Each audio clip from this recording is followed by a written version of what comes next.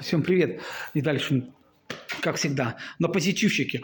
Я вот одного не понимаю, люди добрые. Чего вы все, блядь, плачетесь? Вот все, кто мне там пишет, плачутся. Я когда-то что-то плакал, скажите вы мне. Ну, я никогда не плакал. Я постоянно работаю и улыбаюсь на позитиве. Вас всех обсираю, нахуй, какого там, особенно этих, блядь, жевжиков, нахуй, и до сраки. Я никогда плакать не буду, запомните это. Всегда можно заработать деньги. Чего вы плачетесь? Я вот этого не понимаю. Или у вас работы нету, или чего. То есть я вот никогда вот этого ни разу не понимал. Людей, те, которые вот ай, ты там разгоняешь. Да я не для тебя разгоняю, я для себя делаю. Для себя, не для кого-то. Мне на всех остальных, кто там что пишет, мне похуй, посрать свысока. Я делаю чисто для себя. Мне нравится, я делаю. Делаю, снимаю, танцую, пляшу, нахуй посылаю. Это мне нравится, я делаю. Остальные вы мне похую, что вы пишете.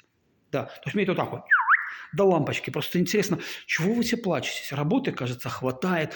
Сейчас все с Беларуси разъехались. Работы уйма. Любой, блядь, в любой сфере.